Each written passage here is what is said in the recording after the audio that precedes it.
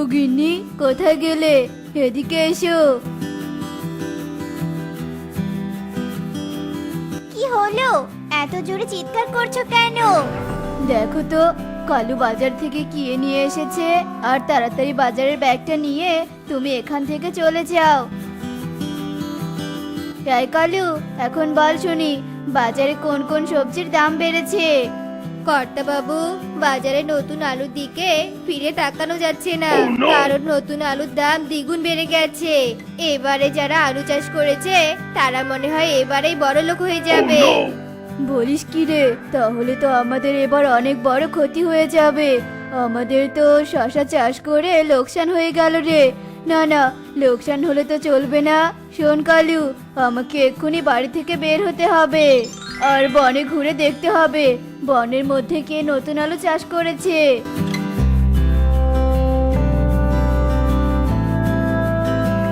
বলছিলাম কি, এবার তো আলুর দাম অনেক বেড়ে গেছে। তাই আমরা আমাদের নতুন আলু বিক্রি করে অনেক টাকা পাবো।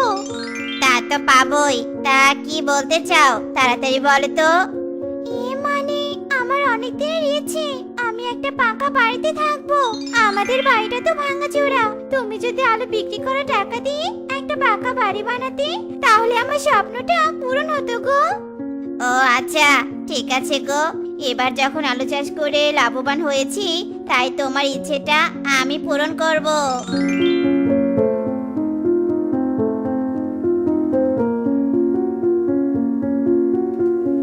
কি মোড়ল বাবু, এটা আপনি কি করছেন?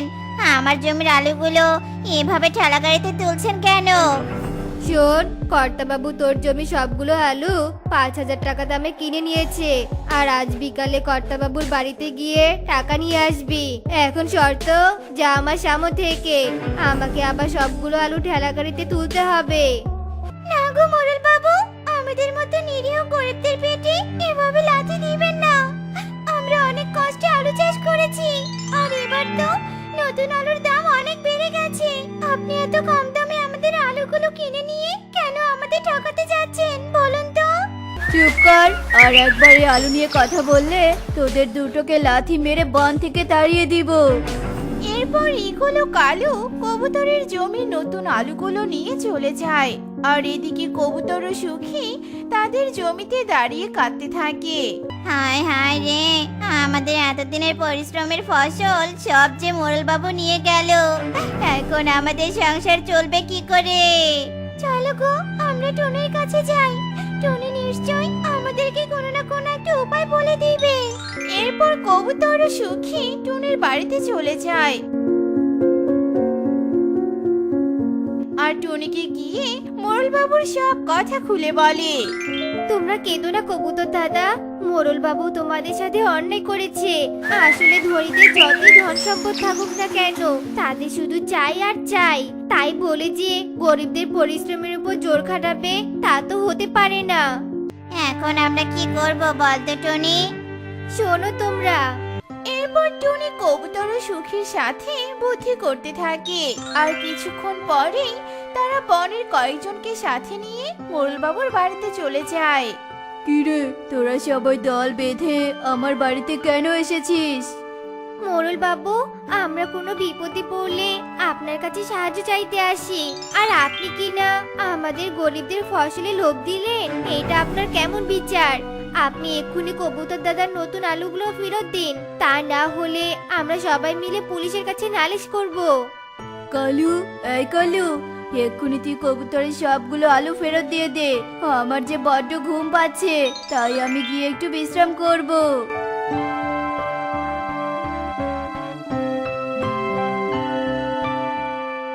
আপনি ওই টুনির কথায় কবুতরকে নতুন আলুগুলো ফিরিয়ে দিলেন? হ্যাঁ দিলাম, কিন্তু যে আমার কাজে বাধা দিতে এসেছে তাকে তো আমি এমনি এমনি ছেড়ে দিব না। তাহলে কি করবেন গো কর্তা বাবু? শুন তাহলে। এরপর ইগল কালুর কানে কানে বুদ্ধি শিখিয়ে দেয়। আর এভাবেই দেখতে দেখতে রাত হয়ে আসে। কি রে মা, প্রাইভেটে ঠিক মতো পড়া দিতে পারিস তো? হ্যাঁ মা, পারি। মা, তোমার কি হয়েছে? কথা বলো মা, কথা বলো। আমার আমাকে এভাবে কেটে ছুঁড়ে মারলো। আহ, আমি আর বাঁচবো না রে মা, তুই নিজের খেয়াল রাখিস। মা, তুমি আমাকে ছেড়ে কোথায় চলে গেলে? আমার যে এই অন্ধকারে খুব ভয় লাগছে। যাক বাবা, আমার কাজ শেষ, এখন আমি তাড়াতাড়ি কর্তা বাবুর কাছে যাই। এরপর কালু সেখান থেকে চলে যায় আর এভাবে সেই রাত কেটে যায়। এই কালু, এক্ষুনি এই চোরের মেয়েকে ঘর থেকে বের করে দে, আর এই বাড়িটা বিক্রি করে আমার চুরি হয়ে যাওয়া টাকা উসুল করে নে। এসব তুমি কি বলছো আঙ্কেল? আমি চোরের মেয়ে হতে যাব কেন? আর আমার মা তো পৃথিবীতে আর নেই, তাহলে তোমার টাকা চুরি করলো কখন? কাল রাতে তোর মা কর্তা বাবুর বাড়ি থেকে টাকা চুরি করেছিল, আর তা আমি নিজের চোখে দেখেছি। এখন তুই এই বাড়ি থেকে চলে যা। আমার মন বলছে তোমরা আমার মায়ের নামে মিথ্যে কথা বলছো, আর এইটুকু বয়সে আমি আমার বাড়ি ছেড়ে কোথায় যাব? হ্যাঁ, তুই কোথায় যাবি তা কি আমি জানি নাকি? তাই কালু, এক্ষুনি এই চোরের বাচ্চাকে গলা ধাক্কা দিয়ে বাড়ি থেকে বের করে দে। আর শোন, তোরা এই চোরের বাচ্চাকে কেউ যদি দয়া দেখিয়ে থাকতে দিস, তাহলে তোদেরকেও এইভাবে বন থেকে তাড়িয়ে দিব। এরপর কালু টুকিকে বাড়ি থেকে বের করে দেয় আর তারপর সেখান থেকে চলে যায়। আর টুকিও কাঁদতে কাঁদতে সেখান থেকে চলে যায়। আর এভাবে দেখতে দেখতে রাত হয়ে আসে আর টুকি তোতার বাড়ির দরজায় গিয়ে তোতাকে ডাকতে থাকে। তোতা আঙ্কেল, ও তোতা আঙ্কেল, দরজাটা একটু খুলে দাও না, বাইরেতে আমার ভীষণ ভয় করছে। তুই এখান থেকে চলে যা টুকি, আমি তোকে আশ্রয় দিতে পারবো না। তোকে আশ্রয় দিলে যে আমাদেরও আর এই বনে থাকা হবে না। তুই আমাকে মাফ করে দিস রে মা। এরপর টুকি তোতার বাড়ির দরজা থেকে কাঁদতে কাঁদতে চলে যায়। আর এভাবে প্রায় বনে সবার বাড়িতে গিয়ে থাকার জন্য একটু আশ্রয় চায়, কিন্তু সবাই টুকিকে তাড়িয়ে দেয়। আর টুকির এমন কষ্ট দেখে টুনির আত্মা অনেক রেগে যায় আর বলে, শয়তান মোড়ল, তোর জন্য আজ আমার মেয়ের এমন অবস্থা। তোকে তোর পাপের শাস্তি পেতেই হবে। আমি তোকে ছাড়বো না, আমি আসছি। এই কথা বলে টুনির আত্মা ইগলের বাড়িতে চলে যায় আর কালু শরীরে প্রবেশ করে। এই কালু, তোকে যে বলেছিলাম টুনির বাড়িটা বিক্রি করে দেওয়ার জন্য একজন টাকাওয়ালা পাখি খুঁজতে, তাকে খুঁজে পেয়েছিস কি? না কর্তা বাবু, আমি এমন কাউকে খুঁজিনি, কারণ আপনি একটা প্রতারক। আপনি অন্যকে ঠকিয়ে নিজে এত ধনী হতে পেরেছেন। আমি আপনার আসল চরিত্রের কথা সবাইকে বলে দিব। কি, তোর এত বড় সাহস? তুই আমার খেয়ে পড়ে আমার সাথে বেইমানি করিস? তবে তুইও টুনির মতো ওপারে চলে যা।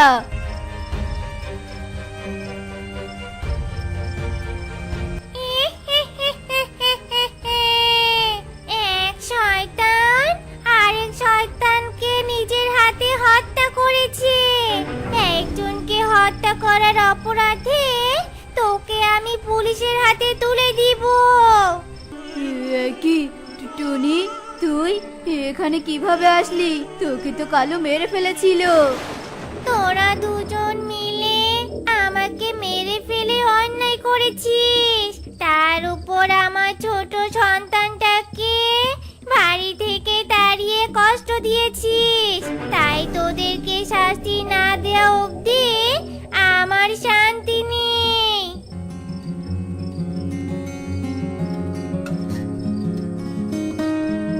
কিরে, এখানে তো দেখছি খুন হয়েছে। এই মোড়ল, তুই একে খুন করেছিস? এখন চল আমার সাথে জেলখানায়। কিন্তু কে আমাকে এখানে নিয়ে এলো? ধুর, কে এনেছে সেটা বড় কথা নয়, বড় কথা হচ্ছে আমি আসামি ধরতে পেরেছি। এবার বুঝি আমার প্রমোশনটা হয়ে যাবে। এরপর পুলিশ ইগলকে জেলখানায় নিয়ে যায় আর টুনি ও টুকির কাছে চলে যায়। মা টুকি, এখানে তুই শুয়ে থাকিস না, তোর যে ঠান্ডা লেগে যাবে। মা, মা, কোথায় তুমি? এই তো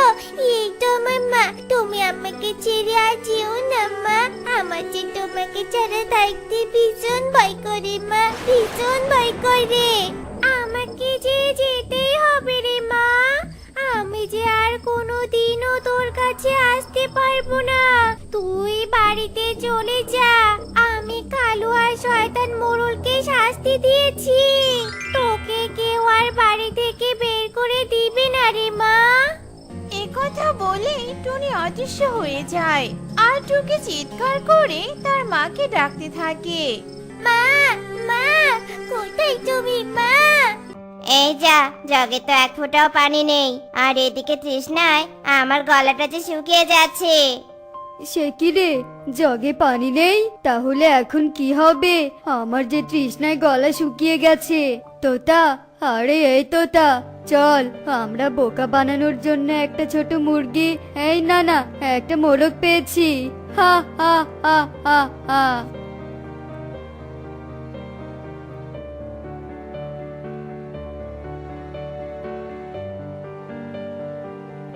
একি রে কনক, তুই এখানে দাঁড়িয়ে আইসক্রিম খাচ্ছিস, আর ওইদিকে যে সর্বনাশ হয়ে গেছে। সে কি, কি সর্বনাশ হলো গো তোতা আঙ্কেল? আমরা শুনে এলাম তোদের গাভীটা নাকি ডিম দিয়েছে। সত্যি? তুমি সত্যি বলছো? তোতা আঙ্কেল, আমাদের নতুন গাভীটা ডিম দিয়েছে। তাহলে তো এক্ষুনি বাড়িতে যেতে হয়। আমি তাহলে যাই গো তোতা আঙ্কেল। হ্যাঁ রে কনক, আর দেরি না করে তাড়াতাড়ি চলে যা। আর আমরা যে তোকে কত ভালো একটা খবর দিলাম, এর জন্য তো আমাদের তোর হাতের ওই আইসক্রিম দুটো পেতেই পারি, তাই নয় কি? হ্যাঁ হ্যাঁ আঙ্কেল, তাই তো। তাহলে এই নাও, এই আইসক্রিম দুটো তোমরাই নিয়ে নাও।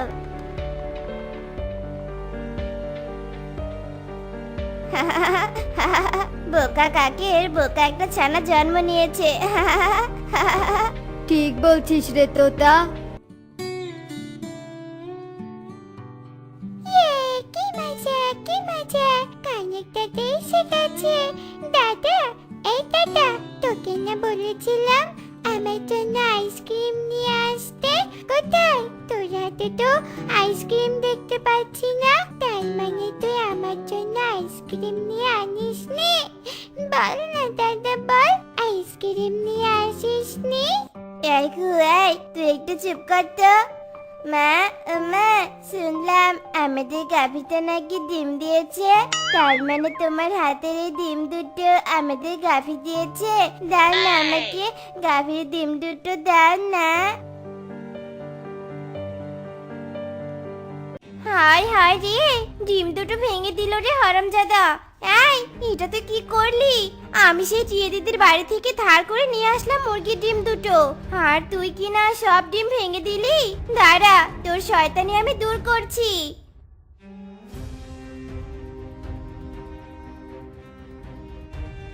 বাবা, ও বাবা, তুমি আমাকে মায়ের হাত থেকে বাঁচাও বাবা, নয়তো যে মা আমাকে মেরে ফেলবে। বাঁচাও আমাকে। তোকে মারবে না তো কি করবে শুনি? তুই কি জীবনে গাভীকে দুধ না দিয়ে ডিম দিতে দেখেছিস?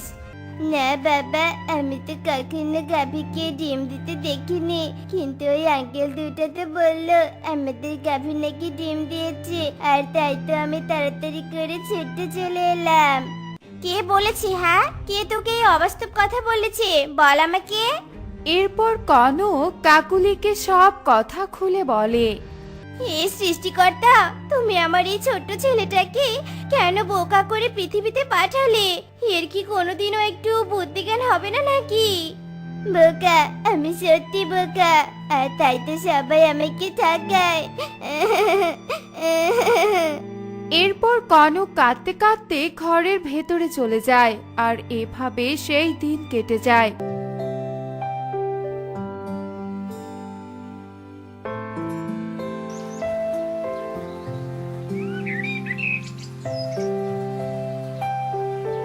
আর এভাবে প্রতিদিন কেউ না কেউ কাকের ছানাকে বোকা বানাতো।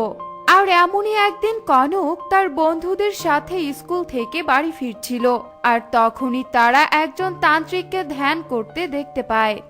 এই টুকি, এই, ওই দেখ, তান্ত্রিক বাবা গাছের নিচে বসে থেকে ঘুমাচ্ছে। জানিস তোরা, আমি এই প্রথমবার দেখলাম কেউ আবার বসে থেকে ঘুমায়। ধুর বোকা, তান্ত্রিক বাবা ঘুমাতে যাবে কেন?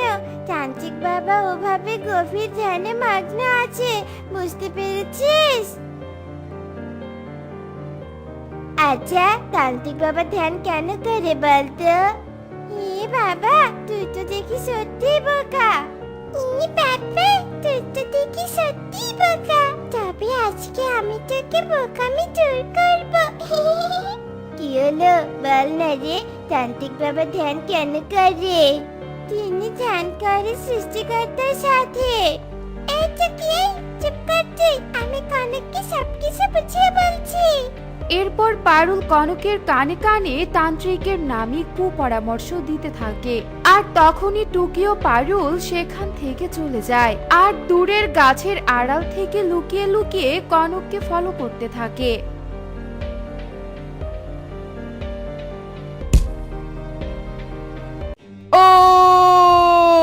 মরে গেলাম রে। কে কে আমাকে এভাবে ঢিল ছুঁড়ে মারলো রে? কে আবার ঢিল ছুড়বে? আমি আমি আপনাকে ঢিল ছুঁড়ে মেরেছি। কি তোর এত বড় সাহস? তুই আমাকে ঢিল ছুঁড়ে মারিস? একে তো ঢিল ছুঁড়ে মেরে আমার মাথা থেকে রক্ত ঝরিয়েছিস, তার উপর আবার আমার এত গভীর ধ্যানটা নষ্ট করে দিয়েছিস। এর শাস্তি তো তোকে পেতেই হবে, পেতেই হবে। কি তান্ত্রিক বাবা, আপনি আমার উপর এভাবে রেগে যাচ্ছেন কেন?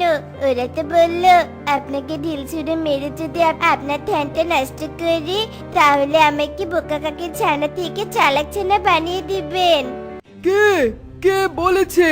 আর তোর কথা শুনে তো মনে হচ্ছে তুই আস্ত একটা বোকা, আর তাই তোকে নিয়ে সবাই মজা করে।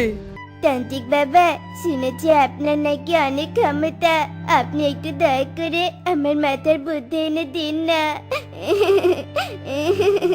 আমার মাথায় বুদ্ধি হলে তখন কেউ আর আমাকে নিয়ে মজা করতে পারবে না।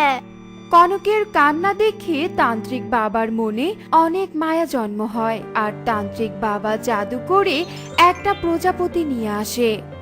শোন প্রজাপতি, এই ছোট কাকের ছানাকে সেই বনে নিয়ে যা যে বনে বোকা গেলে চালাক হয়ে যায়।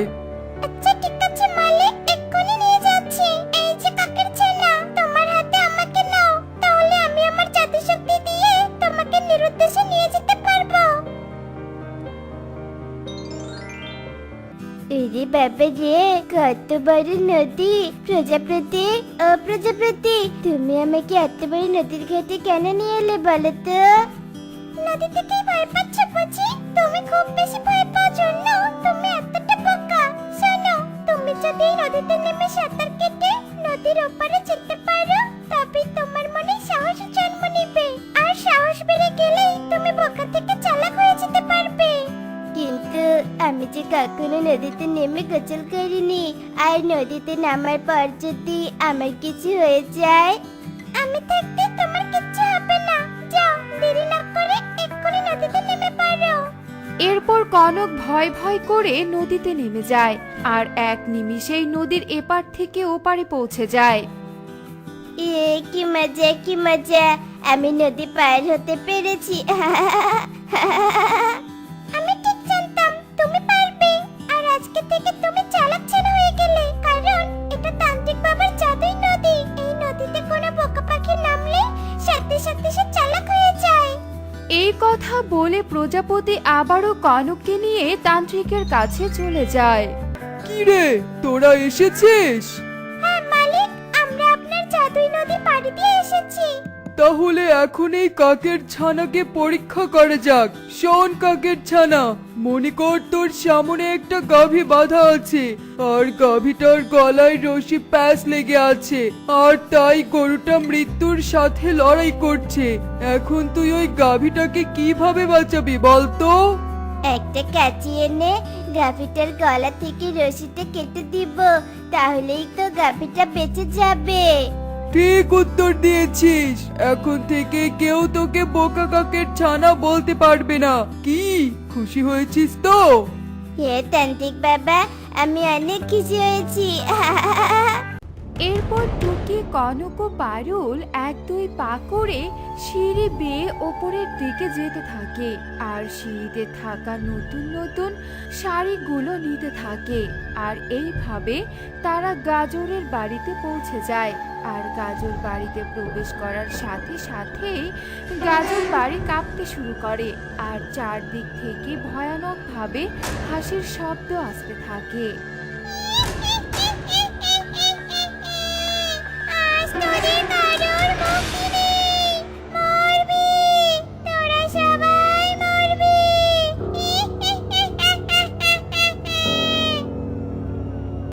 যাক বাবা, আমার এতদিনের পরিশ্রম বৃথা যায়নি। আমার গাজরের জমিতে গাজর ধরতে শুরু করেছে, আর মাত্র কিছুদিনের অপেক্ষা, তাহলেই আমি সবগুলো গাজর বিক্রি করতে পারবো। না, এখন বরং আমি বাড়িতে যাই আর আমার টুকির জন্য খাবার রান্না করি।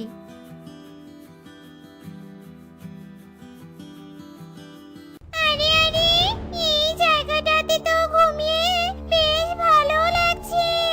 আহা, চারদিক থেকে কি সুন্দর বাতাস আর কি সুন্দর ঘুম। ইস, আমার যদি এখানে একটা বাড়ি হতো, তাহলে এখানে আমি নিজের ইচ্ছে মতো ঘুমাতে পারতাম। তবে আর দেরি করছো কেন? এখনই এখানে একটা বাড়ি বানিয়ে ফেলো। বাড়ি? কিন্তু বাড়ি বানাতে হলে তো অনেক কাঠ প্রয়োজন। কিন্তু এত কাঠ আমরা কোথায় পাবো?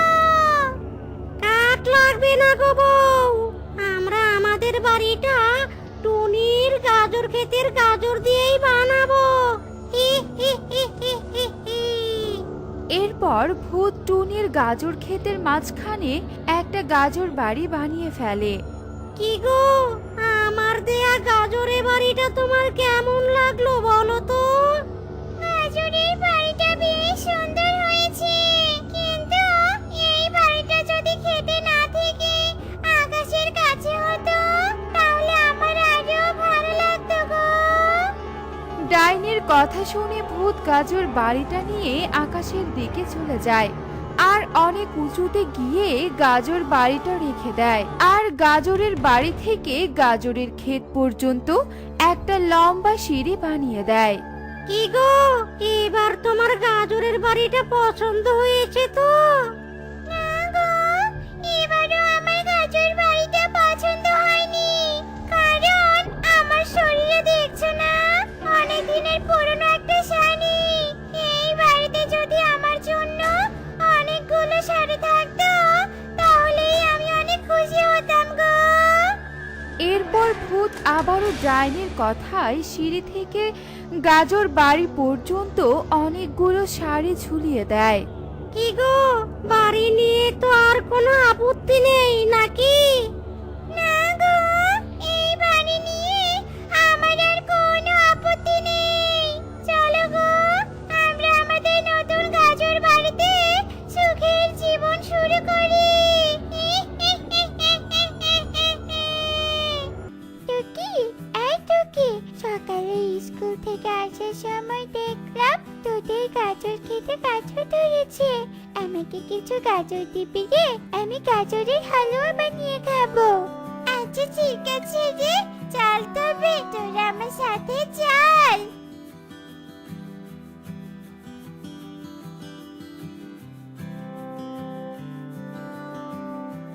একি রে টুকি, তোদের গাজর খেতে এত বড় গাজর বাড়ি কার বলতো? এত বড় আর এত সুন্দর বাড়ি এর আগে তো আমি কখনো দেখিনি রে। তুই শুধু বাড়িটাই দেখতে পেলি কনক? আমি তো সিঁড়ি থেকে শুরু করে পুরো বাড়ি জুড়ে নতুন নতুন শাড়ি দেখতে পাচ্ছি। আমিও তো তাই দেখছি রে। চল আমরা সিঁড়ি বেয়ে ওই গাছের বাড়িতে যাই। দেখতে পাচ্ছিস না সিঁড়িতে কতগুলো নতুন নতুন শাড়ি? না জানি গাছের বাড়ির ভিতরে কত দামি দামি জিনিসপত্র আছে। এরপর টুকি, কনক ও পারুল এক পা দু পা করে সিঁড়ি বেয়ে ওপরের দিকে যেতে থাকে আর সিঁড়িতে থাকা নতুন নতুন শাড়িগুলো নিতে থাকে। আর এভাবে তারা গাজর বাড়িতে পৌঁছে যায়। আর গাজর বাড়িতে প্রবেশ করার সাথে সাথেই গাজর বাড়ি কাঁপতে শুরু করে আর চারদিক থেকে ভয়ানকভাবে হাসির শব্দ আসতে থাকে।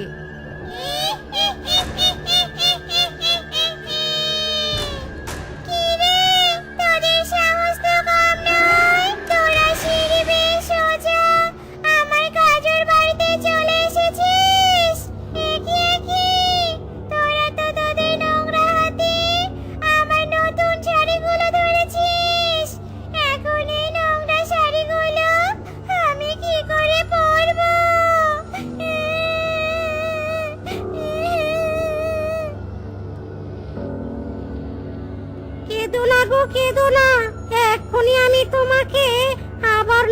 নতুন শাড়ি উপহার দিচ্ছি, কিন্তু তার আগে এই হতচ্ছাড়া বাচ্চাদের গালটা মটকাবো। अरे बाबा रे, हाँ मेरे ना আমাদেরকে মেরো না। ওরে টুকি রে, চল তোরা এখান থেকে তাড়াতাড়ি চল। এরপর টুকি, কনক ও পারুল ডাইনি ও ভূতের ভয়ে গাজর ঘর থেকে পালিয়ে যায়। আর যেই তারা সিঁড়ির কাছে যায় অমনি সিঁড়িটা অদৃশ্য হয়ে যায়। এদিকে ভূত ও ডাইনি আবারও তাদের কাছে চলে আসে। আর ভূত ও ডাইনিকে দেখে টুকি, কনক ও পারুল ভয় পেয়ে যায় আর ভয়ে চিৎকার করতে থাকে। বাঁচাও, কেউ আমাদেরকে বাঁচাও। কেউ তোদেরকে বাঁচাতে আসবে না, এখানে কেউ আসতে পারবে না। এ কি, আজ আমার মেয়ে টুকি এখনো স্কুল থেকে ফিরছে না কেন? তবে পথে আমার মেয়ের কোনো বিপদ হলো না তো? হ্যাঁ, আমার মন বলছে নিশ্চয়ই আমার মেয়ে টুকি কোনো বিপদে পড়েছে। এরপর টুনি টুকিকে খুঁজতে বের হয় আর এদিক সেদিক ঘুরে টুকিকে খুঁজতে থাকে। এ কি, আমার আমার টুকিরা ওই ভাসমান গাজর বাড়িতে পৌঁছালো কি করে? আরে ওই তো, ওখানে ডাইনি আর ভূতকে দেখতে পাচ্ছি। তার মানে আমার মেয়ে আর কনকদের ওই ডাইনি আর ওই ভূত ওই গাজর বাড়িতে নিয়ে গেছে। এখন আমি ওদের ডাইনি আর ভূতের হাত থেকে কিভাবে বাঁচাবো? হে সৃষ্টিকর্তা, তুমি আমার মেয়েকে রক্ষা করো, রক্ষা করো। দেখলি তো কনক, লোভ করলে কি হয়? লোভে পাপ আর পাপে মৃত্যু, এই কথাটা টিএ ম্যাম আমাদের সবসময় বলতো। কিন্তু তবু আমরা লোভ করেছি, আর তাই তো আমরা মৃত্যুর মুখে দাঁড়িয়ে আছি। এরপর ডাইনি ও ভূত টুকি, কনক ও পারুলদেরকে ধাক্কা মেরে গাজর বাড়ি থেকে নিচে ফেলে দেয় আর তারা ভয়ে চিৎকার করতে থাকে। বাঁচাও, মা বাবা, আমাদেরকে বাঁচাও। এরপর সবার চিৎকার শুনে একটা পরী এসে সবাইকে জড়িয়ে ধরে নামিয়ে দেয় আর পরীর কারণে সবাই বেঁচে যায়। আর পরীর এমন সাহায্যের দৃশ্য দেখে টুনি তাড়াতাড়ি সেখানে চলে আসে। তোমাকে অনেক ধন্যবাদ পরি, তুমি না থাকলে হয়তো আজকে আমার মেয়ে সহ বাকি বাচ্চারা মরে যেত। কিন্তু তুমি হঠাৎ করে কোথায় থেকে বাতাসের মতো এসে এদেরকে রক্ষা করলে, এতে তোমার লাভটাই বা কি? সব হয়েছে তোমার চোখের পানির জন্য। আমি যে মায়াবতী পড়ি, সন্তানের জন্য মায়ের চোখে পানি দেখলে আমার যে ভীষণ কষ্ট হয়। আর আমি এই পথ দিয়ে যেতে তোমার সন্তানের জন্য তোমার চোখে পানি দেখতে পাই, আর তাই তোমার সন্তানদের বাঁচাতে চলে এলাম। আজ তাহলে আমি আসি। তোরা সবাই ওই গাজর বাড়িতে কিভাবে গেলি বলতো? এরপর টুকি টুনিকে সব কথা খুলে বলে।